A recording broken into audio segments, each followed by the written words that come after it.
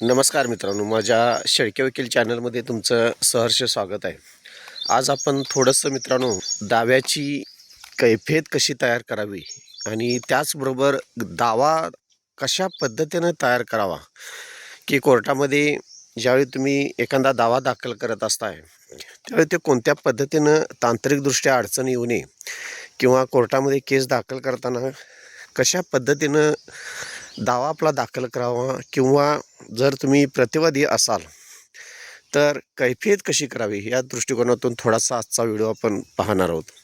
मित्रांनो, ज्यावेळी आपण कोर्टामध्ये एखादी केस दाखल करत असतो, मग तुमचा दावा असेल किंवा एखादा घटस्फोटाचा अर्ज असेल किंवा डोमेस्टिक व्हायलन्सचा अर्ज असेल किंवा तुमचा अन्य कोणत्याही प्रकारचा अर्ज असेल, तर तुम्ही जर वादी असाल किंवा अर्जदार असाल तर अर्ज कोणत्या प्रकारे दाखल करता आला पाहिजे, किंवा जर तुम्ही विरोधी पक्ष असाल किंवा प्रतिवादी असाल तर तुम्ही कैफियत त्याला वादीच्या दाव्याला म्हणणं देणं म्हणतात, त्याला कैफियत म्हटलं जातं.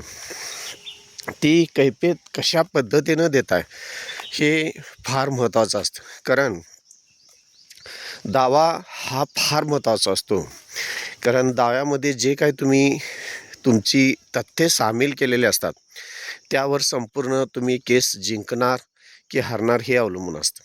कारण महत्त्वाची गोष्ट कोणती असेल, ज्यावेळी एखादा पक्षकार आपल्याला संपूर्ण माहिती देत असतो वकिलांना, त्यावेळी ती तथ्ये काय आहेत हे दाव्यामध्ये समावेश करणं फार गरजेचं आहे. आणि कोणत्या कलमाखाली तो दावा दाखल करायचा आहे हे तितकंच फार महत्त्वाचं आहे. कारण तुमचा दावा कोणत्या प्रकारचा दावा आहे हे दाखल करत असताना कोणत्या कलमाखाली तो दाखल केला जातो मेहरबान कोर्टामध्ये हे पाहणंसुद्धा फार महत्त्वाचं असतं. त्याचबरोबर दावा दाखल करताना प्राथमिक काळजी घेणं गरजेचं आहे. ती म्हणजे दावा तयार करत असताना त्यामध्ये कोणत्याही प्रकारचा पुरावा येता कामा नये, पुराव्याला धरून दावा तयार करता कामा नये. तर महत्त्वाची जी तथ्य आहेत, जी घटना घडलेली आहे, कशासाठी तो दावा दाखल करायचा आहे, ही महत्त्वाची बाजू त्या दाव्यामध्ये येणं गरजेचं आहे. आणि त्यानंतर दावा दाखल झाल्यानंतर जे काय तुम्हाला पुरावे द्यायचे असतील त्यावेळी तुम्ही कोर्टामध्ये पुरावे हजर करणं, त्या तथ्याला धरून पूरक असे तुम्हाला सर्व पुरावे मेहरबान कोर्टामध्ये हजर करावे लागत असतात. त्यामुळं दाव्यामध्ये तुमचे पुरावे येता कामा नये, तर दाव्याला अनुसरून पाठपुरावा करणारे तुमचे पुरावे मेहरबान कोर्टात दाखल करणे फार गरजेचं असतं. त्याचबरोबर मित्रांनो, ज्यावेळी तुम्ही दावा दाखल करत असता त्यावेळी दाव्याला महत्त्वाची गोष्ट म्हणजे तुम्ही पार्टी व्यवस्थित केलेत आहेत का नाहीत, कोणाला पार्टी करावं लागणार आहे, कशा पद्धतीनं पार्टी करावं लागणार आहे. त्या पार्टी मिस होता कामा नाही तर तुम्हाला सुरुवातीलाच दावा दाखल करताना काही अडचण येण्याची शक्यता आहे. त्याच पद्धतीनं जे मिळकतीचं वर्णन असेल, कशासाठी तुम्ही दावा दाखल करणार आहे, दिवाणी असेल तर तुमचं त्यामध्ये मिळकतीचं वर्णन असेल, हे तंतोतंत तुमचं चारही दिशा टाकून त्याचं स्पेसिफिकेशन त्या दाव्याचं येणं फार गरजेचं आहे मित्रांनो. त्याचबरोबर तिसरी महत्त्वाची गोष्ट आहे की तुमची वंशावळ. तुम्ही जर तुमचा वाटपाचा दावा असेल तर त्यामध्ये तुमची वंशावळ, जी तुमचं वाडवडिलाची जी काही वंशावळ असेल आणि कशा पद्धतीनं तुम्ही त्यामध्ये सहहिस्सेदार आहात किंवा हिस्सेदार आहात, हे वंशावळ त्यामध्ये फार महत्त्वाची येणं गरजेचं आहे. त्यानंतर महत्त्वाची गोष्ट कुठली असेल तर तुम्ही दावा दाखल करत असताना नेमकं दावा दाखल करण्याचं कारण काय घडलं आणि कशासाठी तुम्ही दावा दाखल करताय हे सुद्धा त्यामध्ये फार महत्त्वाची बाजू असते. कारण दाव्यास कारण काय घडलं हे दाखवणं गरजेचं असतं. त्यानंतर महत्त्वाची गोष्ट येते तुमचं दावा दाखल करत असताना ज्युरिडिक्शन म्हणजेच कार्यक्षेत्र. तुमचं भौगोलिक एक कार्यक्षेत्र येतं आणि आर्थिक कार्यक्षेत्र. कोणत्या कार्यक्षेत्रावर तुम्ही दावा दाखल करताय ते सुद्धा फार महत्त्वाचं असतं. कारण भौगोलिक कारण म्हणजे तुमची ज्या कार्यक्षेत्रामध्ये प्रॉपर्टी असेल, मिळकत असेल, त्या कार्यक्षेत्रामध्ये तुम्हाला तो दावा दाखल करावा लागत असतो. आणि त्याचबरोबर महत्त्वाची गोष्ट दुसरी म्हणजे जर त्यांचं व्हॅल्युएशन मूल्यमापन जर तुमचं 5 लाखापेक्षा कमी जास्त असेल तर त्यासाठी ज्युरिडिक्शन वेगवेगळं येत असतं. त्यामुळं हे व्हॅल्युएशनसुद्धा बघणं गरजेचं असतं. त्यानंतर महत्त्वाचा मुद्दा येतो की दावा दाखल करत असताना नेमकं तुम्हाला काय पाहिजे. तुम्हाला वाटणी पाहिजे का अन्य मनाई पाहिजे का इतर मनाई पाहिजे. ह्या बाबी येणं तुमच्या प्रेयरमध्ये फार महत्त्वाचे असतात. कारण तुम्ही दावा व्यवस्थित दाखल केलेला असेल आणि तुम्हाला नेमकी बाब काय पाहिजे आहे किंवा दाद काय पाहिजे आहे हे जर तुम्ही व्यवस्थित जर मांडलं नाही दाव्यामध्ये तर तुमचा दावा सुरुवातीला चुकण्याची शक्यता असते. कैफियत देतानासुद्धा फार महत्त्वाच्या गोष्टी असतात की पक्षकाराकडून पूर्ण माहिती, मग ते दावा असू दे किंवा दाव्यास कैफियत असू दे, पक्षकाराकडून संपूर्ण माहिती घेऊन तो संपूर्ण दावा किंवा कैफियत तयार करणं गरजेचं आहे. आणि त्या दाव्याशी रिलेटेड संपूर्ण कागदपत्र एक म्हणताना अनेक वेळा व्यवस्थित तपासून चेक करून त्या पद्धतीनं त्या दावा दाखल करावा किंवा दाव्यास कैफियत द्यावी.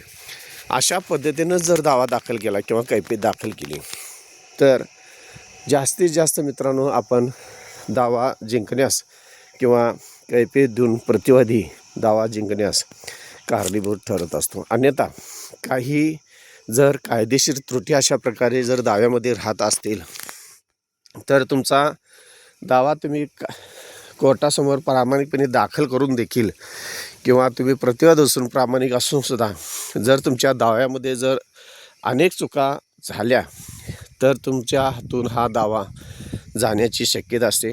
त्यामध्ये अनेक अडचणी निर्माण होऊ शकतात किंवा दावामध्येच काढून टाकला जातो.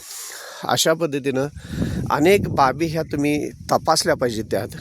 त्यामध्ये कायदा कोणता लागू होतो दावा दाखल करत असताना, त्यामध्ये तथ्य कोणते आहेत आणि त्यानंतर घटना कोणत्या आहे.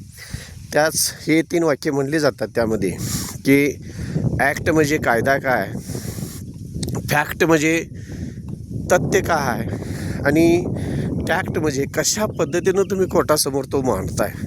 या तिन्ही गोष्टीवर तुमचा पूर्णपणे दावा दाखल करणे फार गरजेचं असतं.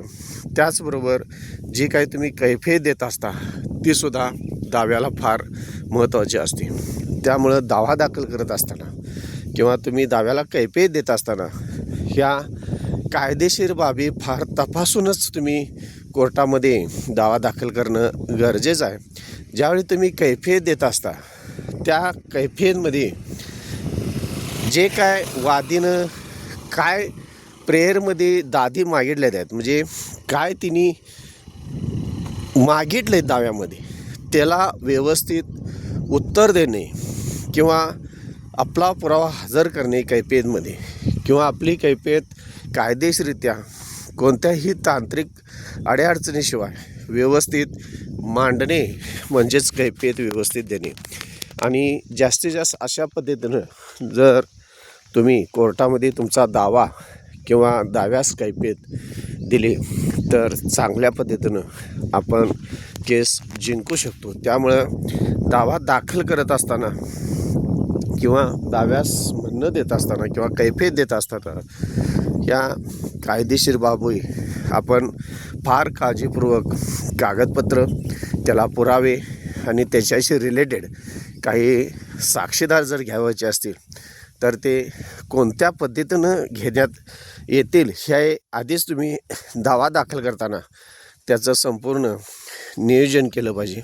अन्यथा चांगला दावासुद्धा आपण आपल्या दाव्यामुळं जे व्यवस्थित मांडणी नसल्यामुळं किंवा कैफियतमध्ये व्यवस्थित मांडणी नसल्यामुळं आपण हरू शकतो.